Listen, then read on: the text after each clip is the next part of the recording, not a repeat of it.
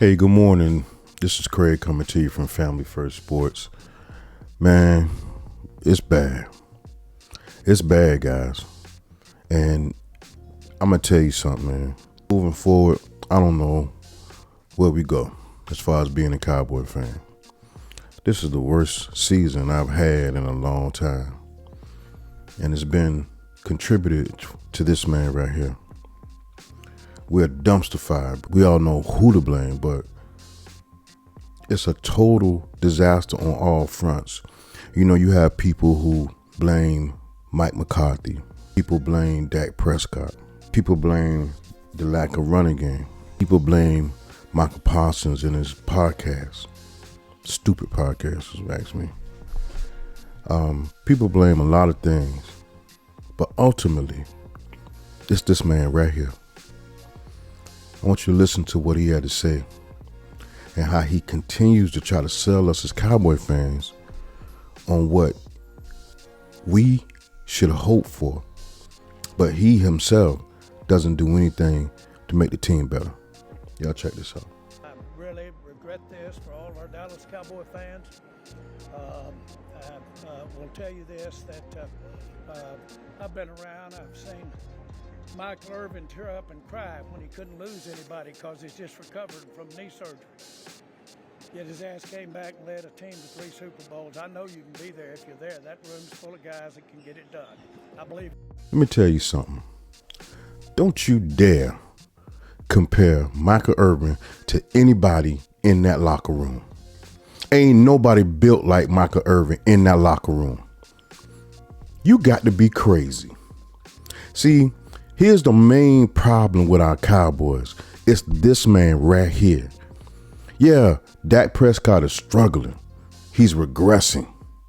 Mike McCarthy is a horrible coach. He is, man. Let's be honest. This dude is a terrible coach, right?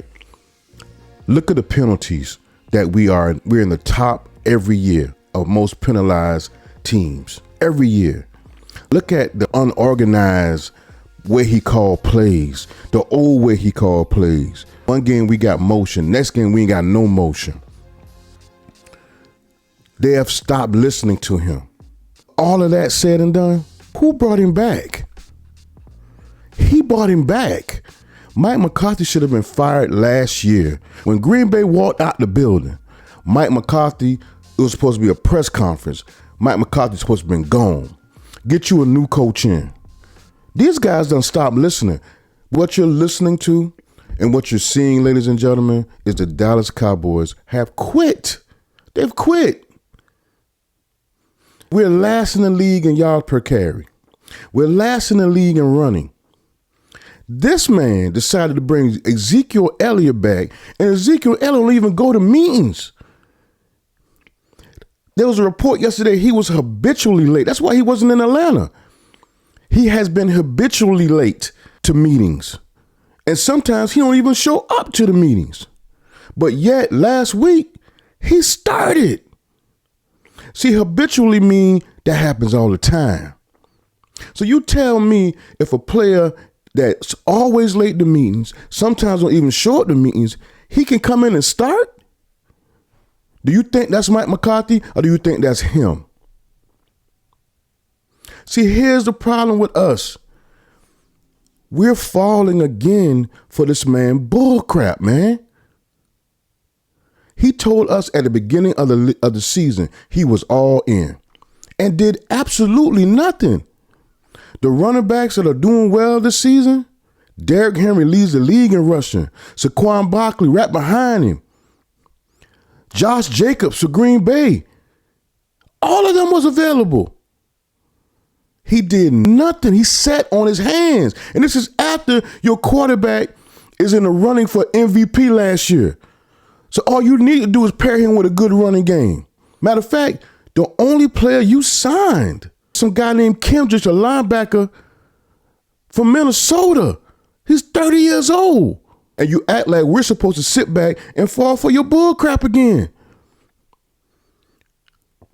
See, Jerry's plan is not winning championships anymore. His plan is to get your money. And all kind of memorabilia, going to the games, doing all that stuff. Trust me, I want to be there. I want to be there. So I waited for 2 years to go to this game. For 2 years, I had everything set up to be there to support my Cowboys. Until I realized at the beginning of this offseason what he was really about. When he didn't make any moves in the offseason, I knew then. I said, man, this dude, he ain't trying to win no more championships. He just trying to market the Cowboy brand. That's the most important thing to him. And it has trickled down to the players. Why you think Michael Parsons got a podcast in the middle of the season? It's about the brand. It ain't about winning no more. And he'll come on here and tell you, talking about he feels sorry for the fans. How you feel sorry for the fans when you don't do nothing? You had a chance to go get Derrick Henry, the leading leader in rushing this season. You didn't do it. He lives in Dallas. He works out in Dallas. He told everybody he wanted to be in Dallas. You didn't even pick up the phone. But you feel sorry for the fans. You go out and get no defensive help, no defensive tackles. You didn't go get a wide receiver to pair with CeeDee Lamb. You depended on rookies on the offensive line to just magically be all pros when we're this close. We were this close last year. Man, we done fell off a cliff. We 3-5. And not only are we 3-5, we look like we 2-10. We look horrible. And it's because of this man right here. What do you attribute to a lot of these pre-snap penalties and the discipline issues that you're seeing? Well, I attribute the loss to that. That'll take the air out of you when it's too close for that in the NFL between the teams. It's just too close, and you can't do it, especially do it a lot. And I was proud of the way the guys competed out there. A lot of the guys. Really proud of him. He said we can't do it a lot. For the past 5 years that Mike McCarthy has been the head coach of the Dallas Cowboys, we have been either number 1, 2, or 3 in penalties. So what the hell are you talking about? See, you're supposed to be the GM. You're supposed to know that. But you're so busy trying to get WrestleMania, boxing after dark, Grand Prix. You ain't focused on your football team, GM Jerry. You want all the titles because you want to get all the credit, but you're going to get the credit now. You're going to get it all. All this falls on you. It falls on you. Let's listen some more, guys. Really regret it to be having the season that we're having for our fans. And I have seen too many times, though, when this thing gets to look dark, I've seen the positive jump up there and go from there. So personally, I'm a long way from being dismayed about our team, about this year. Not dismayed. I'm concerned. We should be concerned. We'll probably do a couple of things this week of note, but if things work out the way we'd like for them to. But bottom line is that if you knew exactly what to do, then this wouldn't be the game it is in the NFL. Did you hear what he said? Now, this guy misses the opportunity to make his team better. Now that we look like crap, you want to make it a move now?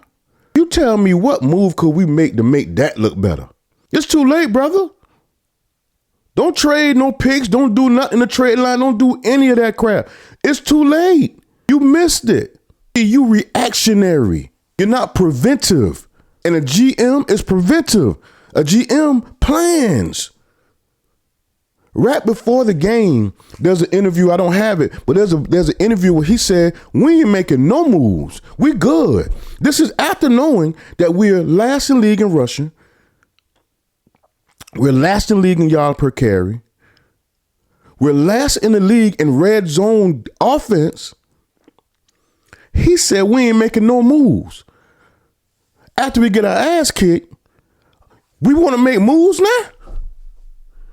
See, that's reactionary. Get off your yacht, man. Go hire a GM. Quit making us suffer and having to go through all this stuff with all these different football teams, and them got memes and jokes about us because of you. Let's listen to this last part, man. I'm gonna be done.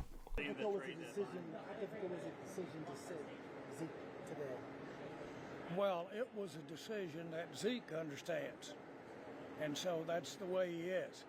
And he's one of the best team men. He's one of the best workers that I've ever been around.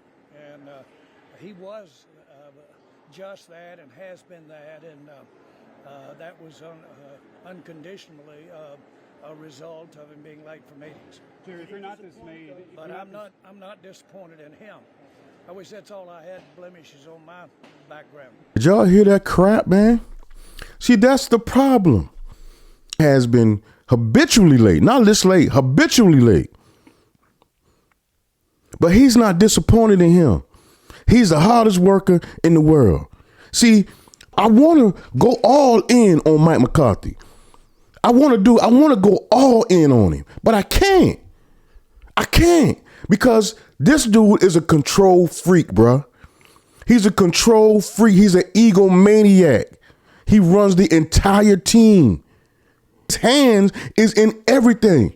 So we can't go all in on Mike McCarthy because we don't know what Mike McCarthy is going through. Listen.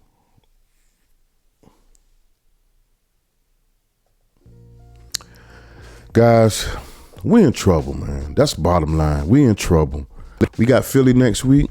I'm pulling for my Cowboys. Don't make no mistake. I'm still pulling for my Cowboys. But we in trouble. We are in big trouble. I don't think we're going to win 6 games, guys. I'm looking at 6-10 and a high draft pick. Ultimately, if nothing happens with that front office, with this egomaniac, we're going to be right back here. He doesn't want to make moves. He wants to get our money, and he doesn't want to do anything to better the team.